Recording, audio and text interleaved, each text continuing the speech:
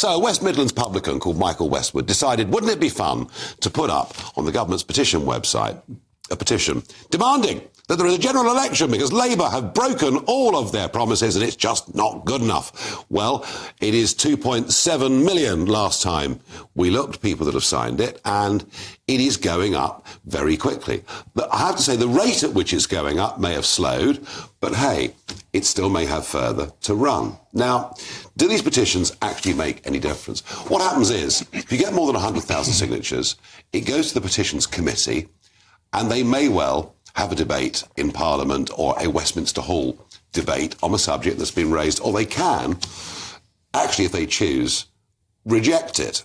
So, Ranald, what do you make of this? I mean, Elon Musk was saying, wow, I've never seen a petition going up so quickly. Have you signed? I have signed it. Oh, he has! I have signed it. But I have to say, I don't think it makes the slightest bit of difference, I'm sorry to say. You know, the truth is, we have a system that says if a government is elected by a number of MPs in the House of Commons, they are able to serve for as long as they command the confidence of the House of Commons. And that doesn't seem to be changing at all. There haven't been any mass defections to my party or yours from the Labour benches. But the thing that it does do, I think, is demonstrates the huge dissatisfaction there is in the country from the broken promises from the Labour Party, from the Labour government in just over 4 months. You know, they went to the country and said they weren't going to hike taxes, and they have.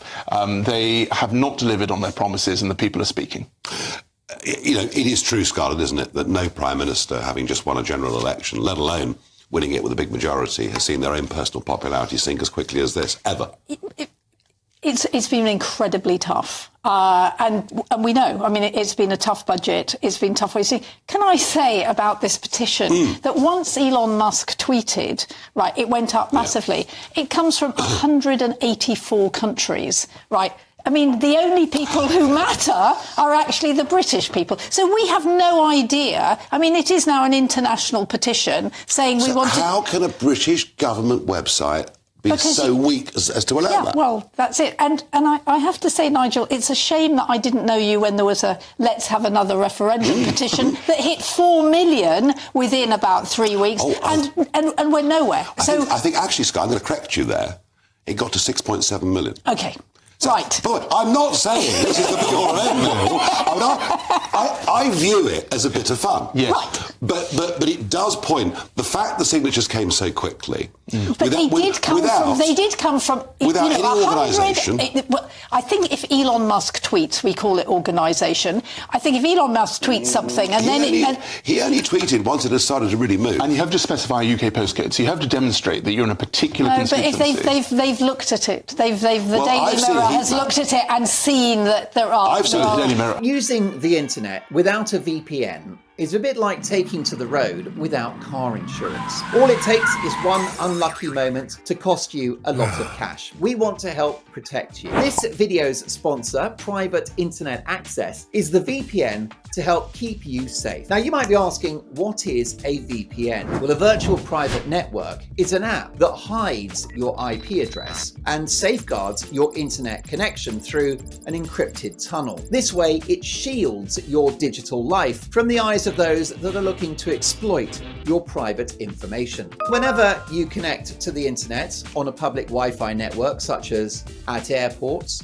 coffee shops, friends' houses, or even in your own home, your data is at risk of being stolen. Hackers that are connected to the same Wi-Fi network have the ability to steal your personal data with ease. T-Mobile reached a settlement this year with the US Federal Communications Commission after they suffered data breaches in 2021, 22, and 23. In 2023 alone, over 37 million customers' data was exposed. And it's not just hackers to be concerned about. Information can be censored.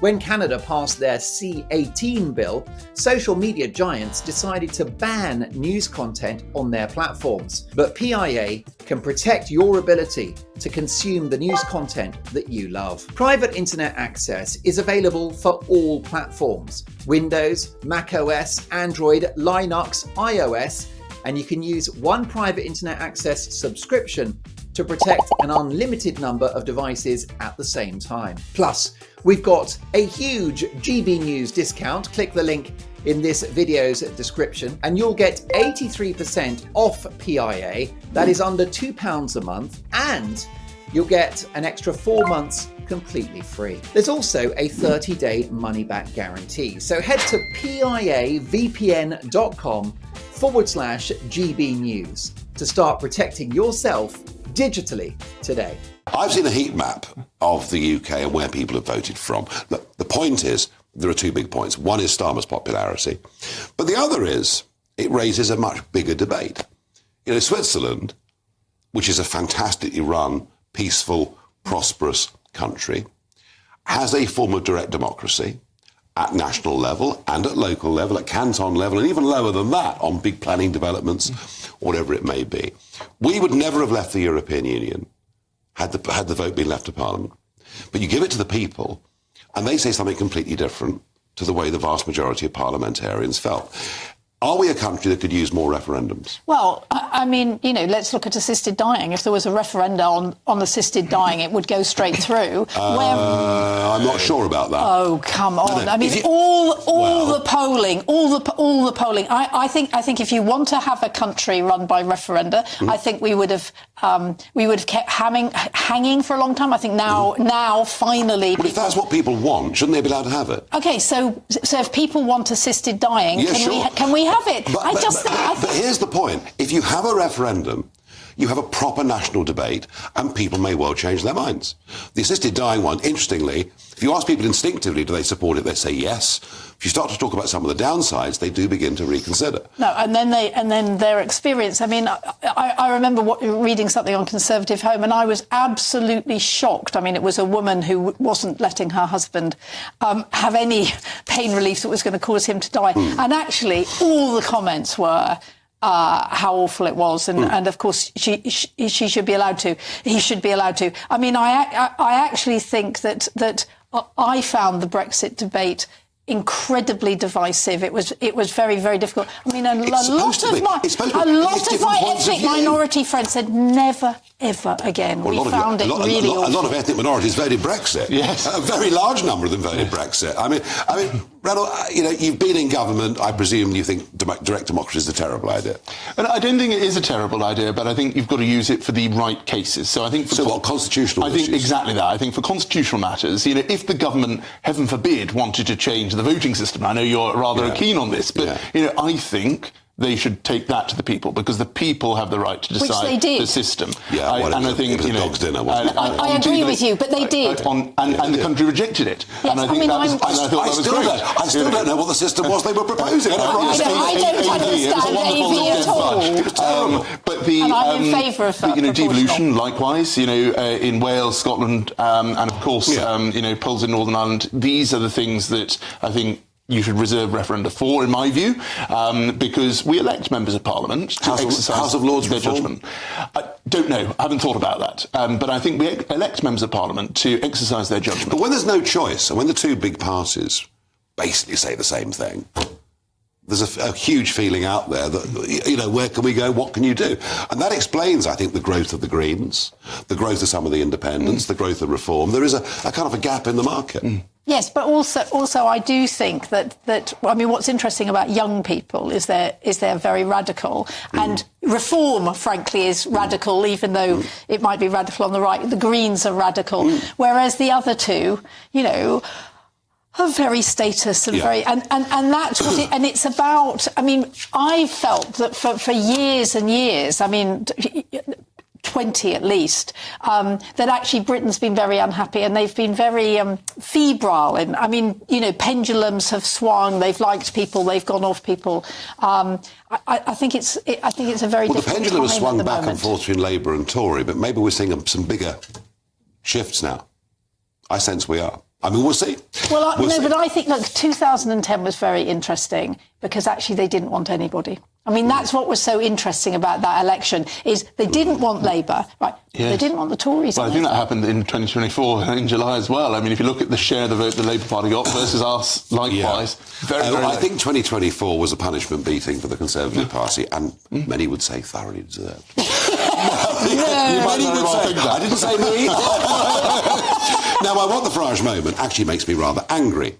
Merseyside Police put out a tweet this morning. A man has been jailed for 4.5 years after a police officer's nose was broken during violent disorder in Southport. Sean Beach, 55, was captured on CCTV during the disorder on the 30th of July. So a guy has got 4.5 years. He's assaulted a police officer and broken a nose, and it is serious.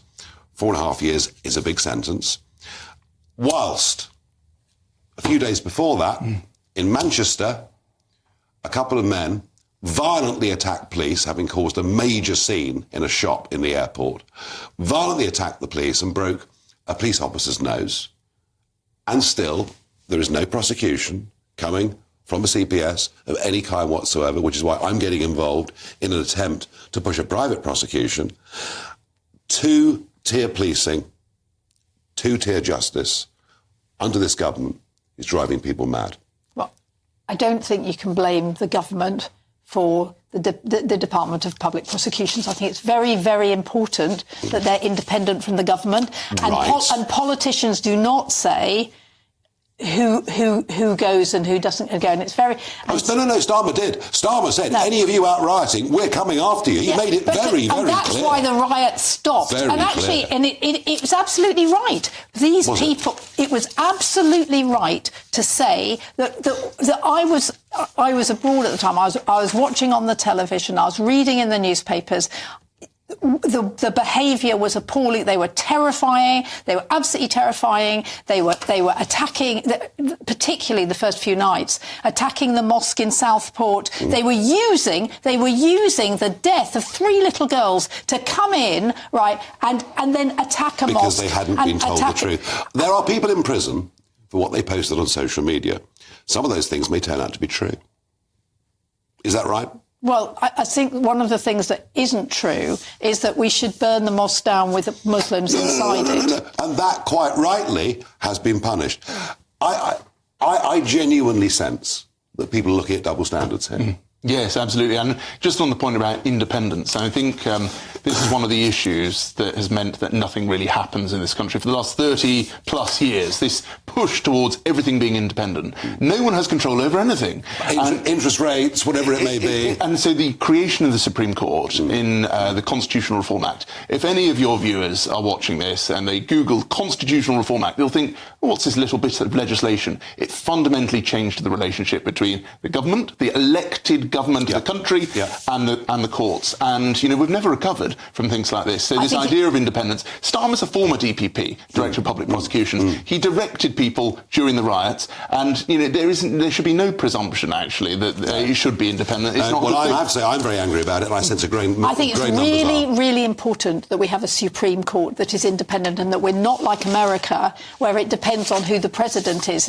We had a very good set of laws beforehand. Many would argue the law laws did a good job. And there's almost no difference, frankly, right? I think the general point that so many decisions that affect people's lives have gone away from those we elect to all sorts of, not just courts, but quangos, is something we'll debate more and more on.